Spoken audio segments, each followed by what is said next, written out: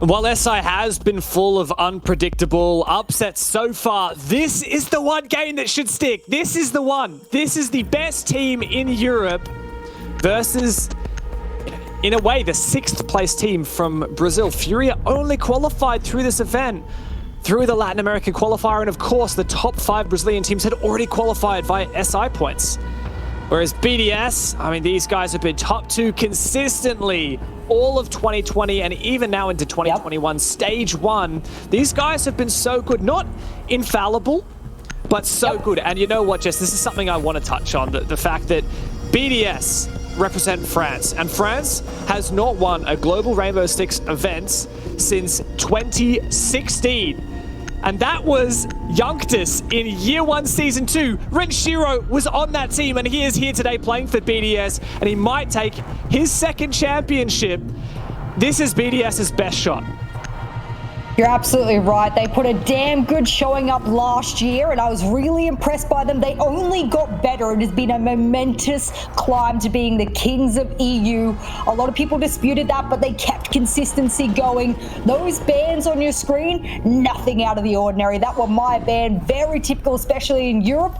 It's a very typical ban to come out. So if you're wondering, okay, is that going to be something that plays a part here? I don't think so. The fact that the Maverick is banned as well as the Thatcher, that does spring a little bit of a questions as to the effectiveness that BDS can have on attack. But there's a lot of vertical options on this map, so it doesn't really matter that much. It's not like it's Clubhouse where you're going to struggle a little bit. They'll have a bit of fun on this map, I think, and 6 picks will rain out. And as a result of the Maverick and the Thatcher being banned, Alems will bring the Kali instead with the Lancers, and instead of a Kaid, they're going to bring those bandit charges, because guess what? They want to fake they were going upstairs, but they're going downstairs. Attackers need to locate and defuse as many bombs. It means we might actually see a bit of juggling from Highs. I love seeing a little bit of a bandit juggle come through. And of course the Kali isn't a great counter to that, keeping in mind that mostly the way that you would try and counter that is by taking vertical map control. Now we have some good utility on the BDS side to do that, namely the sledge. But, you know, once that sledge dies, you're really just relying on the breaching charges Alems has to get any vertical potential. And so, I mean, I'm looking at this. These teams haven't played each other ever before. It's been 14 months since BDS has played a match against a team from outside of Europe. And I just hope that they're ready.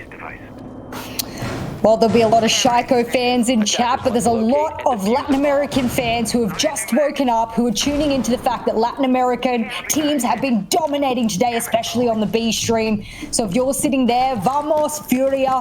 But of course, if you're a European fan, you want BDS to show the world why they've been hailed as the kings of EU. They've been putting up a monstrous performance there. And as they attack the bottom floor, there's nothing that a Kali can't do here with those Lancers. They've just got to be careful of those Jaeger ADSs. And there you go! Renshiro goes down early. There's the soft breach gone. Done and dusted, at least for the side of Sledge. And that's a nice bit of aggression here from FURIA really early on. The reason I like it, James, they're not scared of BDS when, well, many of us think they should be. A massive pick. But Alems does get one back. Red goes down. Traded. As we see this push start to shape up for the French, they've taken control of Bakery, but they haven't gone for that vertical play like we've seen, and this is where that Bandit comes into play. Highs, Bandit battery in his hand, ready to juggle. BDS's Kali won't be an adequate response. Here comes Shaiko, shut down. There's Lender holding down the fort on the rear side, and BDS starting to run into a brick wall. What a shame. Those entry fraggers not really able to do the job that they are tasked with doing, and as a result, they are one-man disadvantage with this push. They're only halfway through the round, and as a result now, it seems like some of these support players from the side of BDS will have a job on their hands. Rafal might know that he's down that player, but with no points on, you can't be certain, so he'll keep peppering the shots of the AK, and Alem says SPS and G9, yes please. He'll make an entry ball, and as the trick goes off, surely he beats, he can't hear it. So close, Alems is in such an aggressive position. He's taken out. Highs, he got away with murder. Now just 2 players left for BDS, and FURIA continuing to bring the heat that we've seen all day long from Brazil. It's all on Bride, the super support. Holding type 89 in hand, waiting for an opportunity. FURIA not looking to give him one. 1v4, 40 seconds, not much time, not much chance. FURIA open things up with the first defense round. A lot of questionable plays there from BDS. Not a lot of trades. In fact, no trades from BDS available other than a very late trade from the Kali onto Rare, and that was quite later on, so you can't really call it a trade at that point. BDS looking shaky in their first attacking round. Were they unprepared for the bottom floor? Did they maybe underestimate the aggression that FURIA would throw at them? Whatever that might be, so far FURIA looking strong. They've brought the momentum for beating G2 over onto this map, and they are not stopping. The trainers are rolling. It certainly is, and something that we always talk about for Brazil is the fact that there is so much talent in the scene. These players individually are some of the best in the business when it comes to Rainbow Six. FURIA doesn't necessarily have players like Alamau and all these, Palu, all these other Brazilian superstars that we talk about, and yet they can still hold their own against the European superstars. You look at this star-studded roster that BDS are. They've got Shaiko, of course, the man himself, number 3 rated in all of EUL, second highest for kill differential. And then you've got 3 out of the 5 of these players in the top 5 for KOSC. Rafal, Bride, Renshiro. These guys are insane. Like, these are some of the individually, like if you said, all right, give me the 5 best players in Europe, and you wanted like a short list of 10 candidates, BDS would probably have all their 5 players on that short list.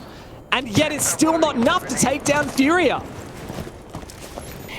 Well, they're only the first round in, and if you're a BDS fan, you're very thankful because they've got a lot of thinking to do, and they can answer back with their own response here. They can collect themselves, work out the kind of pace that they want to dictate on their attacking half. I was looking through some of the statistics about how they usually play here on Cafe. Are they an attacking-sided team? Are they a defending-sided team? They're pretty 50-50. They're a little bit more defensive-sided, James, but for the most part, you expect them to do quite well on both halves. They might not be expecting the sporadic nature here of FURIA. That C4 reigns up and is wasted as a result. Only 2 more remaining. But that's still more than enough to be able to work with. But when you're on a site like Reading, you want as many C4s in pocket as you possibly can, because if that sledge stays alive for as long as possible, they can get some serious damage on the vertical. There's one thing I can say for damn sure, it's that FURIA are not scared. Shaiko down early once again. BDS have made some progress, however, cleared the Pixel shield and started to take control of the top floor, but minute 45 left. Time is slipping away. This is a Reading attack. And because of that, FURIA really just have so much control and so many layers of this onion to peel off. The lens doesn't land. That shot looks again for it, but Fancy scares him off. What a shame that the entry is coming out of a CRXX. You know, you don't want that weapon to be used as your entry weapon. You want Shaiko alive. You want someone with a better weapon. And of course, they're getting some serious bullets, some serious damage onto these FURIA players, but not being able to capitalize on at least a DB&O, at least getting them down and at least out of the scoreboard would be great. You've got to even the man count, try and get that advantage back into your hands. With 60 seconds left, they're starting to get the verticals now. My problem is none of the players of FURIA are putting themselves in an exposed position. They're playing this one smart, and as a result, no matter how many verticals you open or not, you might struggle to be able to capture one as they dance around these holes. That's the thing. While BDS might have top floor control, it was on FURIA's terms. They fell back. They were not flushed out. And now they hold. They wait patiently 30 seconds. As BDS try their best to prepare for this execute, but they don't have a lot going for them. They can't find the picks. FURIA have slipped away into the night, but are ready to pounce back. Bride finds Lender. Man advantage, BDS 15 seconds, but still the flank is on. FURIA have so many strong positions. They need to land these plays. Here comes Hive, shut down Bride, getting the diffuser planted. Renshiro finds a double. Miracle and Rare, the last 2 players. It's all on Miracle. He will need a miracle to make this round work, but BDS is well and truly back into it with the post plan. 4 versus 1 and locked out. BDS are back. An incredible flick from the sledge there to just flick around onto those brown stairs, and absolutely good night, that Valkyrie. That was what really kept them in the round there, because if they didn't wait out those smoke babes, they got flanked from that Valkyrie. That plant doesn't go down. They don't have the time on their hands. There's multiple kills they would need in just mere seconds. That's a close one.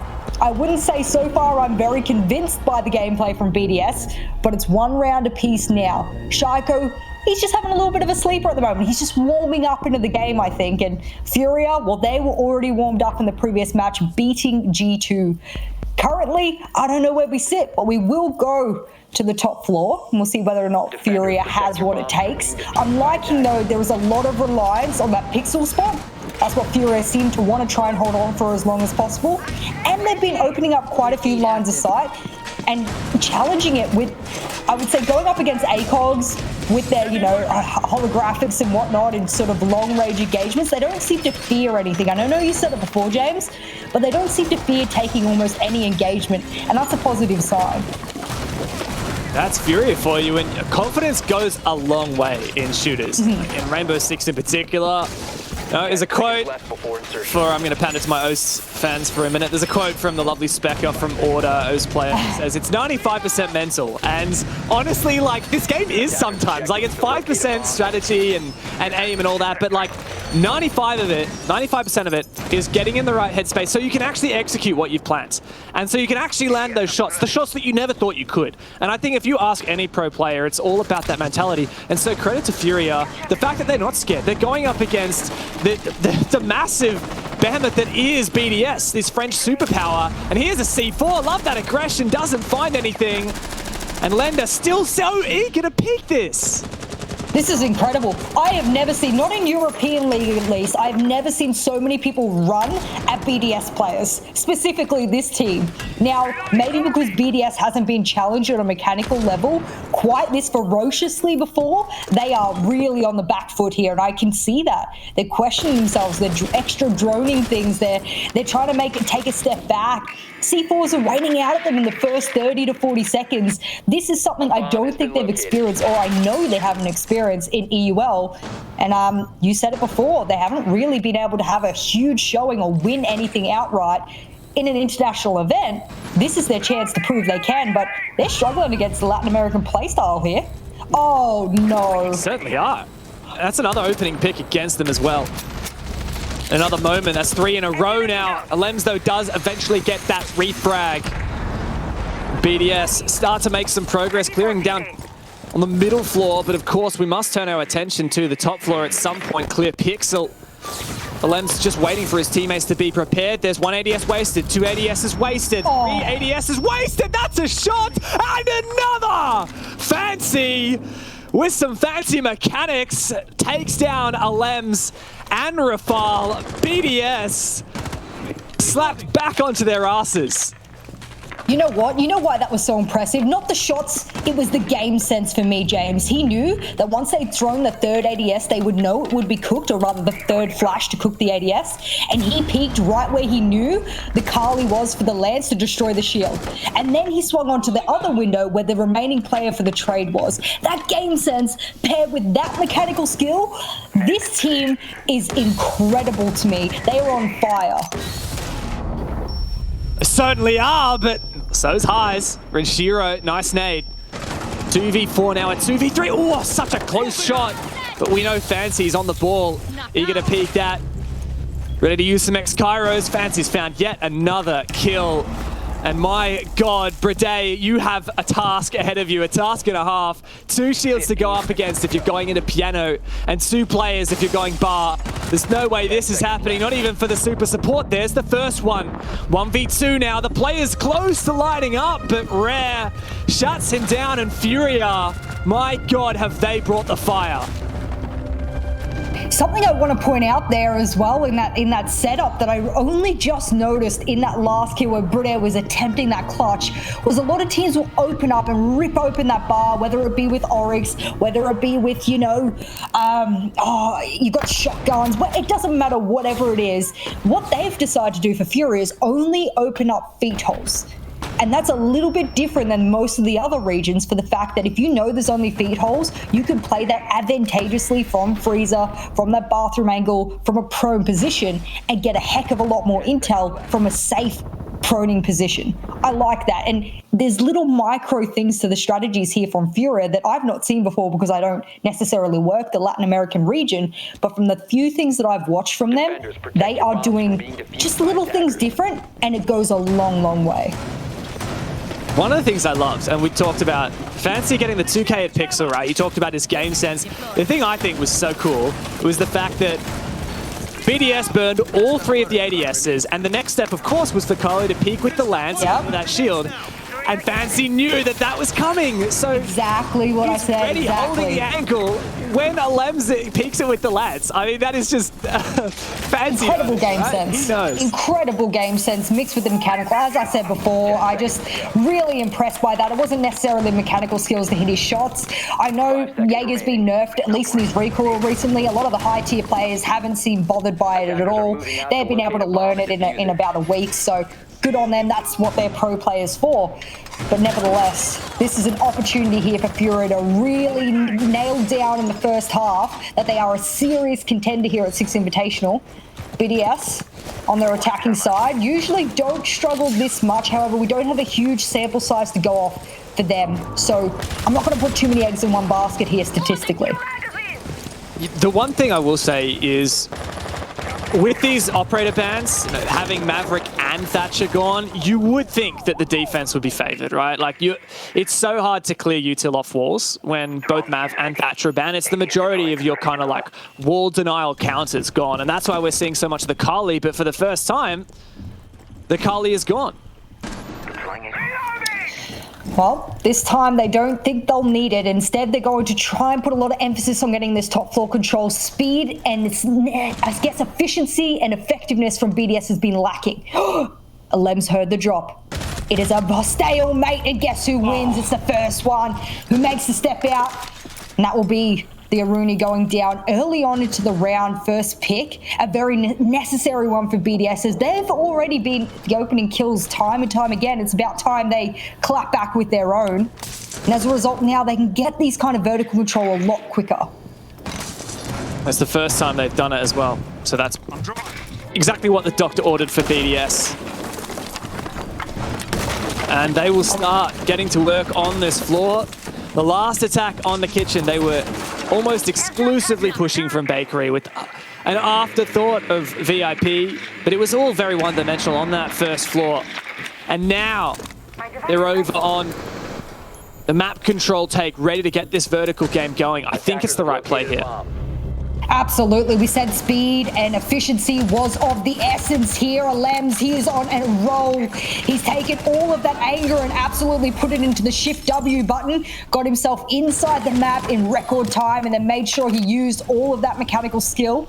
It's good because I can hear some of those sledges going off above. Miracle, yet again punishing Shaiko, and Highs, he'll punish Alems, who made a couple of those entries and did a damn good job. Unfortunately for BDS, this looked like the most convincing round, but FURIA telling them, well, doesn't matter how convincing you look, there's nothing you can do. 25 seconds. Still a 3v3, winnable for both teams. BDS looking for this execute. Flashbangs to cover. Miracle's in a good spot. Rafale finds one. That is so good. Exactly what BDS needed. Rafale on the entry, supporting the plant now. It is Bride putting that kit down on the ground. Rare looking for this flank, looking to isolate the 1v1s. He gets his first. Now it's a retake. Both players low, but so is he.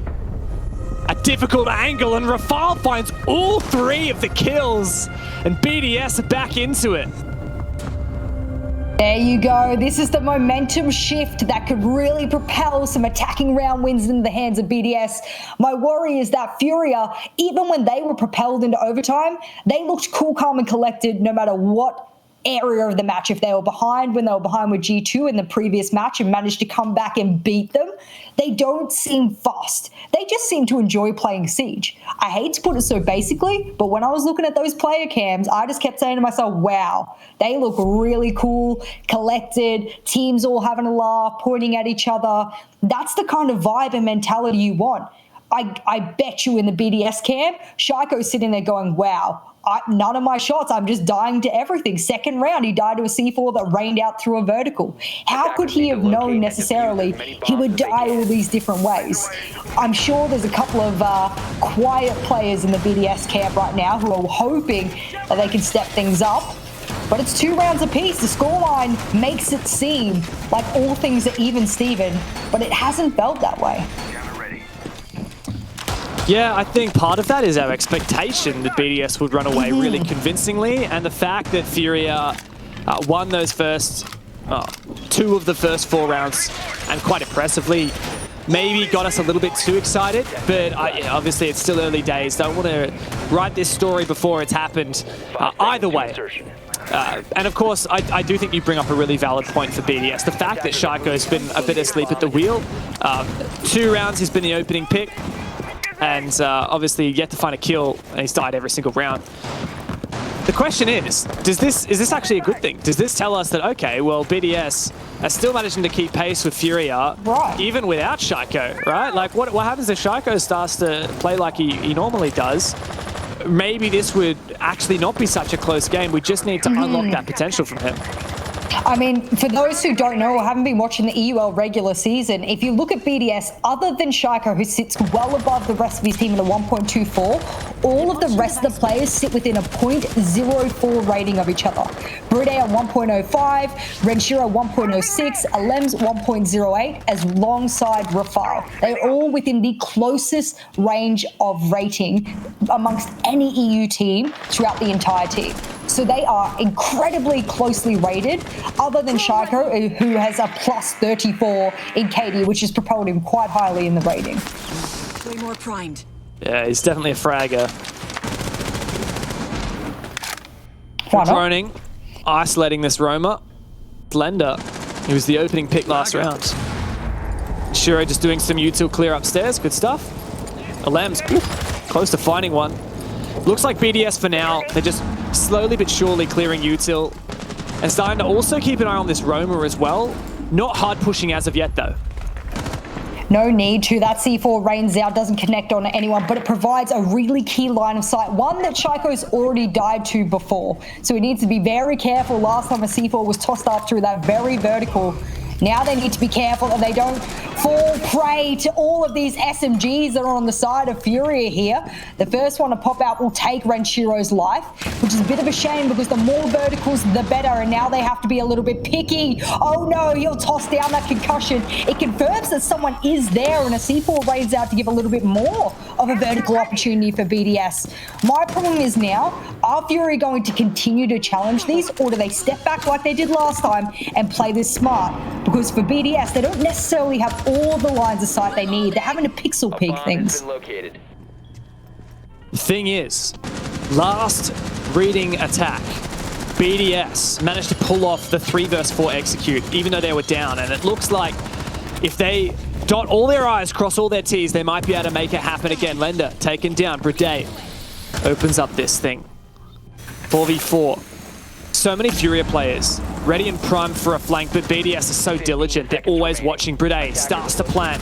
Fancy's going all the way upstairs. Alems goes straight into the side, finds 2. This is massive, all on Rare in the 1v3. Found the first pick he needed, but there is so much more to go. Alems shuts him down, and BDS take the lead.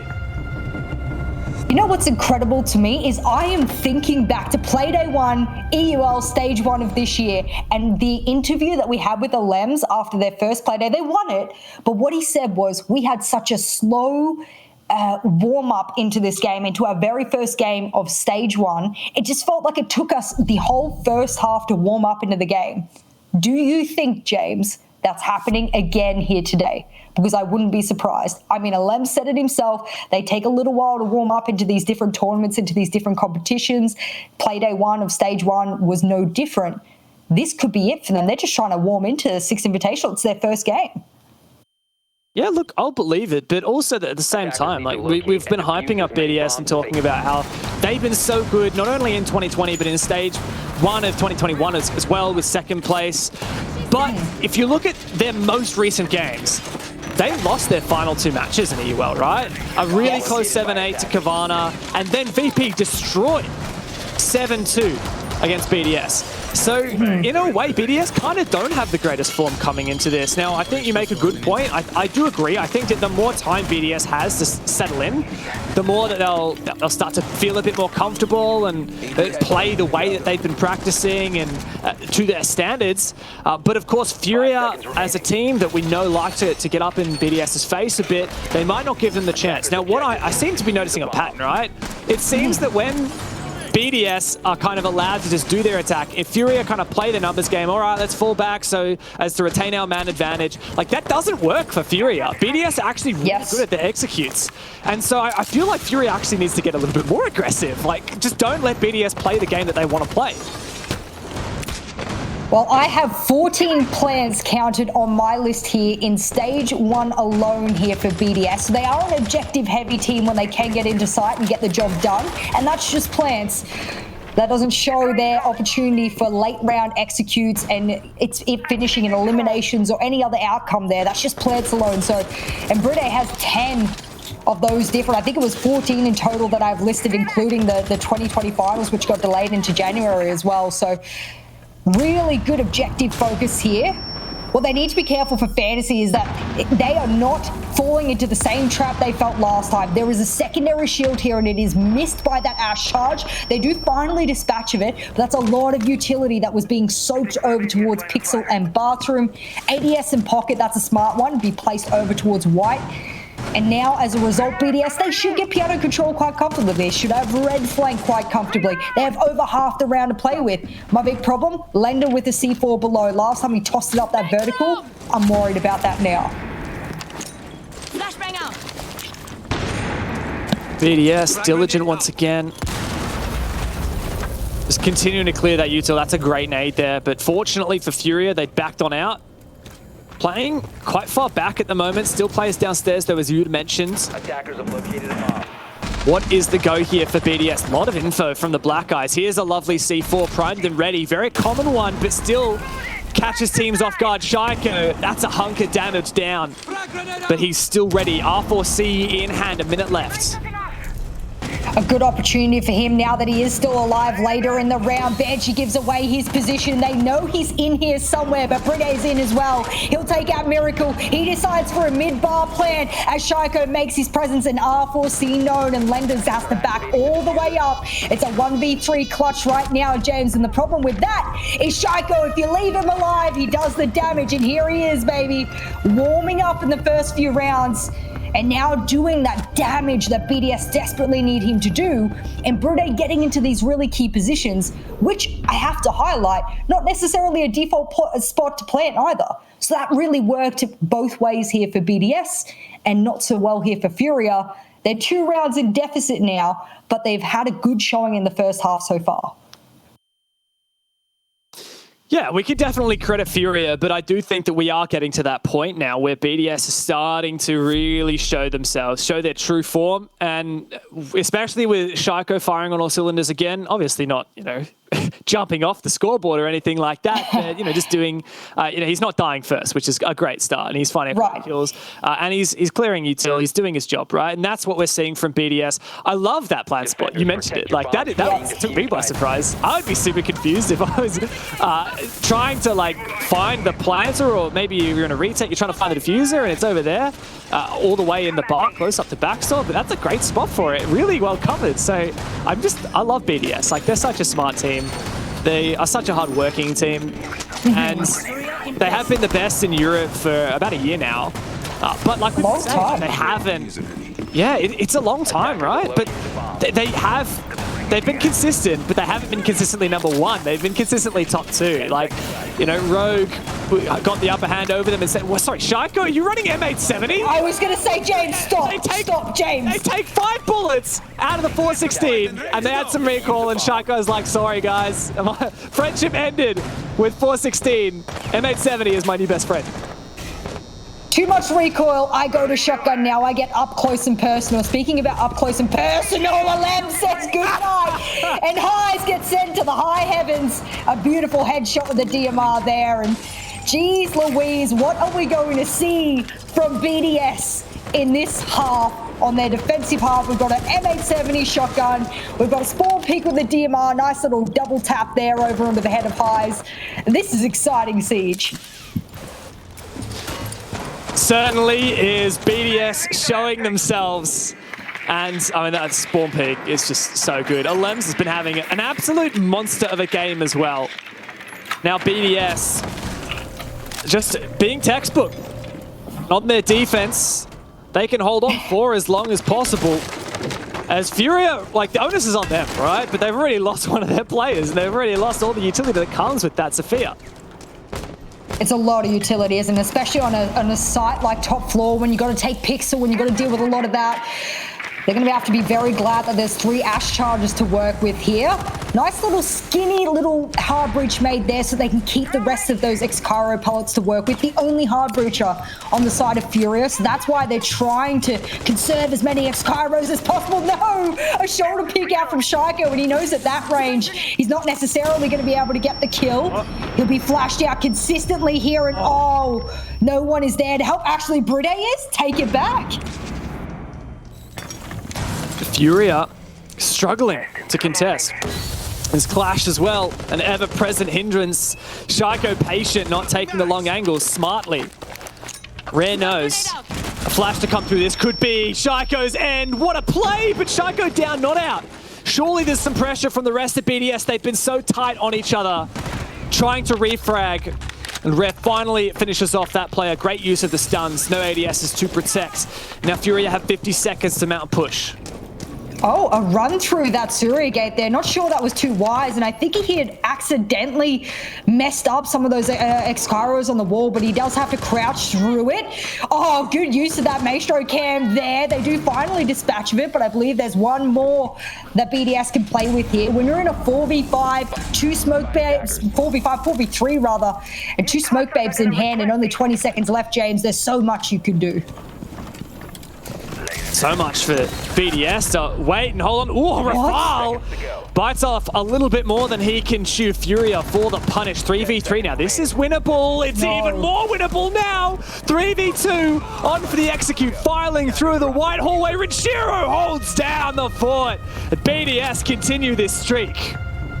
You know, FURIA has to go through layers. I'm going to call them mini games. FURIA has to go through all these mini games with BDS now that BDS is on their defense, which is their strongest side statistically by, I'm not going to say by a long shot, but it's quite a high win percentage that they have on their defense. And they go through these mini games throughout the round. They go through the first layer of players and utility, and they've got to get through everything. Those Syria gates were a problem, and they had, you know, Shaiko with the shotgun right at red door. Once they get through that first mini game, they beat the first boss, then they've got to go through the next boss of Alem, so on and so forth. But then there's a final boss, and that final boss's name is Renshiro. And by that point, you've lost all of your health, you've used all of your potions, you have nothing left, and it is just him with an Elder standing there pressing mouse 1, and it is terrifying, because if you, in the last 10 seconds of your round, are hoping to win based off an Elder shooting in your direction, not having to let go or reload, it's almost impossible. So that was a good round for BDS. FURIA, I actually thought they might retake that one. That was a really good recollection in the late round. But I'm on the edge of my seat, because whilst the scoreline says 5-2, James, it has felt a lot closer than that. Yeah, it certainly has, but at the end of the day, the scoreboard is what matters and what's get you either that point on the standings or that little 0 next to your name in the column. And of course, it's BDS first game of the day. FURIA already had one victory over G2, but it was that 8-7. Very, very close one. Now, fortunately for them, the way that the scoring works, they just get 1 point straight up. It's not like, you know, your EUL, NAL, BR6, APAC leagues, where you get 3 for a regulation win, 2 for an overtime win. No, it's just simple. You win it, you get a point. You lose it, you get nothing. And for BDS here, honestly, I do think, Jess, like, I know they're only up 3 rounds, but it is really just starting to feel like they're running away with this. I don't really see FURIA coming back here. Oh no, the M870 didn't work for Shaiko, so he says, you know what, bring the Vigil. I don't want them to know where I am. So I'm just gonna, you know, pop my gadget when I need to, play aggressively here.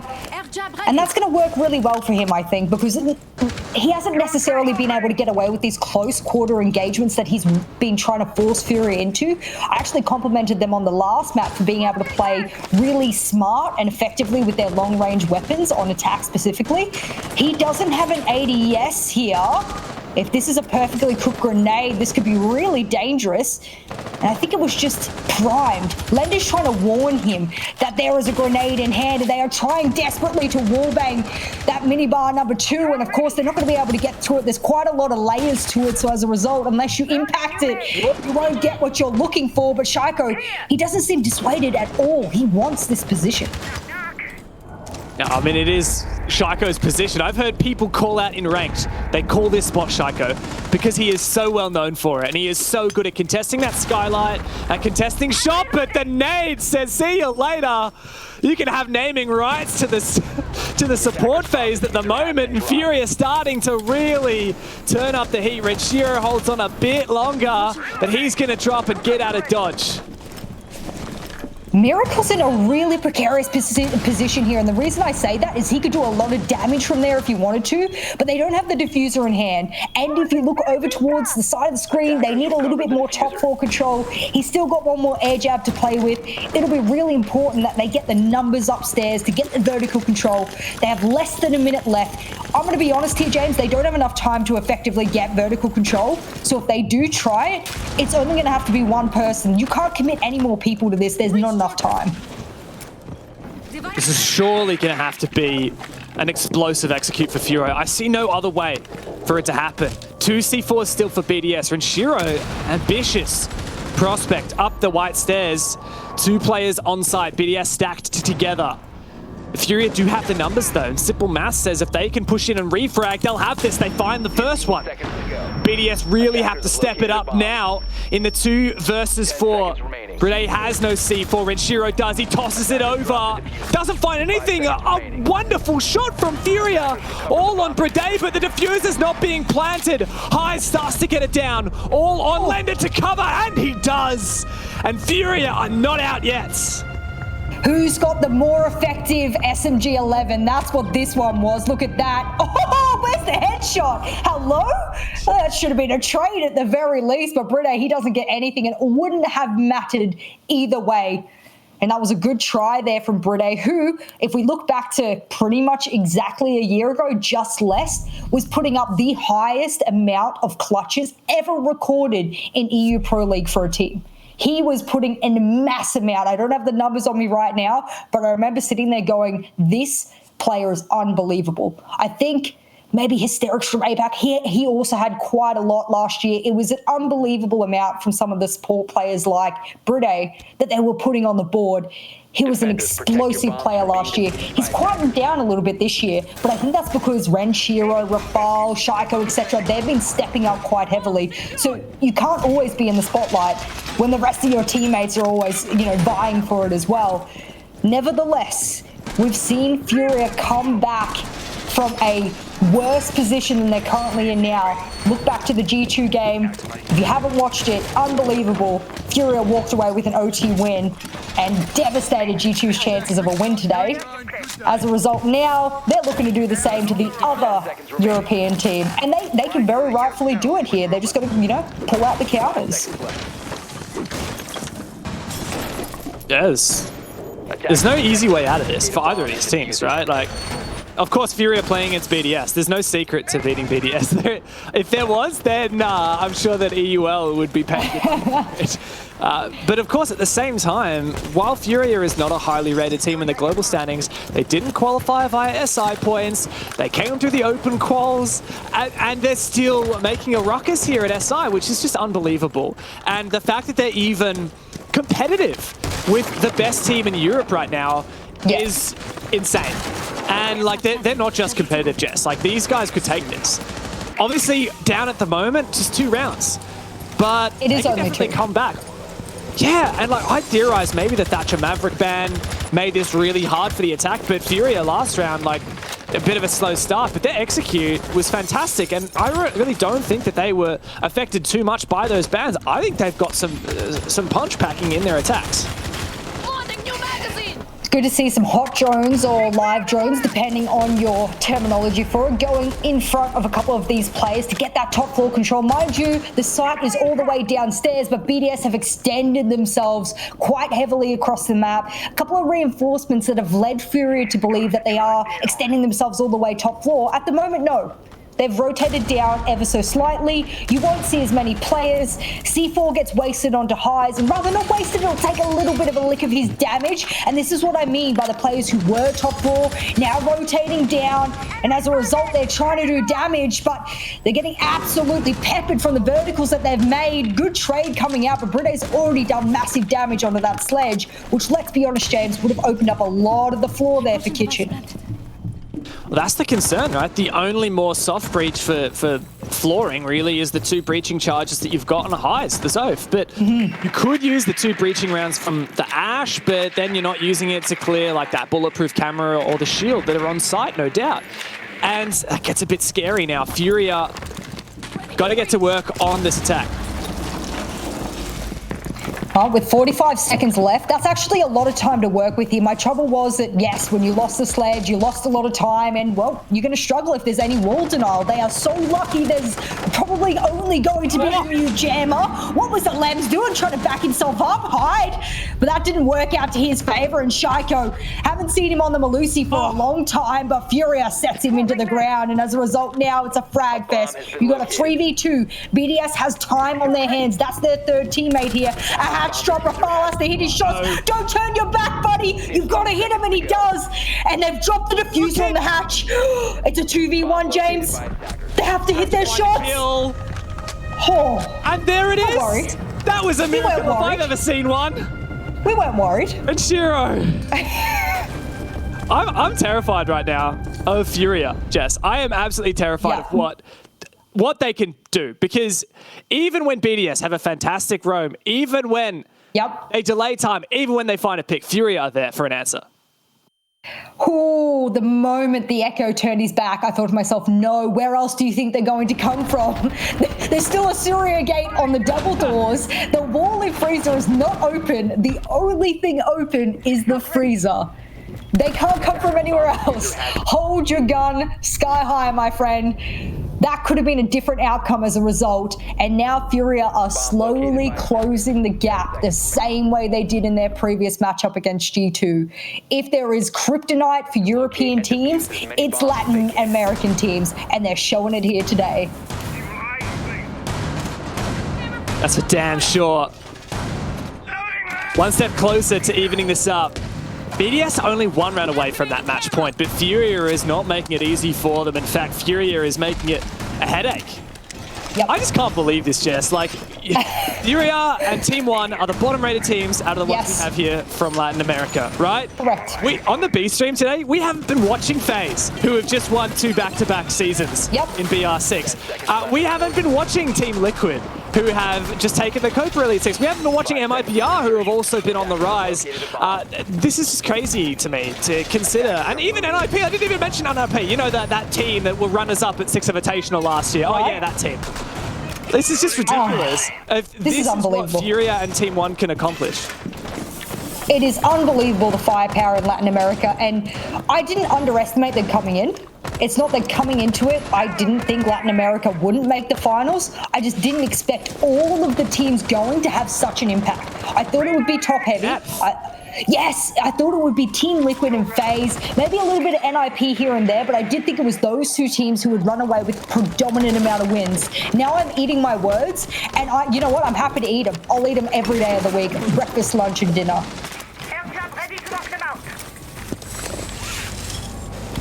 Let's see if FURIA can keep up the momentum. BDS have looked good. It's just one thing I love about FURIA is they never give up. Dropping down that hatch. Oh no, we left the diffuser upstairs. Who cares? You push for frags. You deal with the hand that you're dealt. And that's why you can never count out these guys. The BDS. Nice strategy here that they have been exhibiting on this top floor with the clash. And in fact, this bar cocktail bomb site is the only objective they have won on their defense so far. Look at all of these Valkyrie cams from Alems feeding an exponential amount of information. Instead of having that pixel shield, they have a real-life walking shield, and it's Rafale. And guess what? Shaiko's going to use it as his own little see-through mirror. Good little quick peek, but no shots connect. Oh, baby, good night. Woo! My God. See you later. I need to be careful not to make too many miracle puns, but that was something. That was just a Shaiko shot. That is what that was. Absolutely no words for that. Credit to Rafale, of course, being the walking shield to enable that. And now FURIA knocked back. Oh, I had to take a little bit of a breath there. Almost absolutely screamed throughout my studio here. That's okay, but nevertheless, good for Shaiko that he's able to sort of turn up now that his team needs him, and they don't seem interested in pushing that shield whatsoever. Why? They've had problems with it. They lost one of, their key players here to it, and as a result, Lender, he's just going to go rappelling on into heaven. Is anyone there to receive him? Surely they are. It's Shaiko, but Brune gets a double SMG-11 kill, and Shaiko, that's 3 headshots in a row here for BDS. It's all over. Every single one of those last 8 kills were headshots. This is accuracy defined. Of course, it's Shaiko and Brede to take us to match point. BDS FURIA have had their fun, but they're going to need to put the pedal to the metal to keep their hopes alive, push overtime and push through just like they did against G2. And we have been here before. This is the exact score line that FURIA had last game against G2. Now, they did push forward and win that game, but they're going up against a whole different breed in BDS. Now, they have taken, FURIA in this case, have taken a coach timeout. Mm-hmm. Fair enough. It's what you need to be able to stop. I do think once it gets to match point, you're a little bit too far gone. And there is a lot of contention about whether or not you should take a timeout only once you reach 3 rounds deficit. What should you do? That's a nice little replay there in slow-mo as well to really give us the full effect of that shot. I even think I need to slow it down more just to see. But I do think as a whole, a coach timeout is only good at match point if you can really reset the mental of your team, get them into a fighting spirit, or maybe you're feeding them a little bit of intel as to how to deal with the newfound aggression and revitalization in the second half of BDS. Otherwise, sometimes it can be too far gone. So we see BDS at the moment. They should be fairly chilled. They've just finally locked in match point. Of course, it's not going to be easy from here on out. FURIA giving them a serious fight. The BDS should be pretty confident at the moment. You can see Alems having a bit of a chuckle as well to his teammates. I think BDS are in a strong position now. I think that this is probably the best that they have been looking. That previous round was incredibly strong. And the big thing is, like you had said, sometimes it takes BDS a little while to get back into it, to warm up. And that's exactly what we've seen from Shaiko. He was 0-4, and since then he's gone 7-3 to reach his current scoreline. And of course, that last round when he got that 3K was just very, very impressive. And now for FURIA, the pressure is on. They can't let anything slip. Well, unfortunately, I have no real statistics to go back in, at least in recent form for FURIA, to say, okay, how well do they usually perform on this bottom floor on attack? I don't really have anything for the viewers. All I can say is that from what I've seen so far of their attacks, late round, it looks like they can pull something together, not quite as convincingly as BDS does in their late round on attack when they're out of time, but I don't want it to sort of feed down into that. I'm wondering, and looking where Renshiro is now, I'm wondering if they're going to do that extension they did last time they held this. They put a reinforcement upstairs and another one over towards Fireplace as well, and they're making it seem to FURIA that they are roaming heavily. Whether or not they fully commit to that or not is yet to be seen, because maybe they just want FURIA to take their time. Force them to drone out top floor, force them to then have to equally drone out second floor. Maybe they'll get caught in a pest or two. That's a good time-wasting tactic on a big map like Cafe.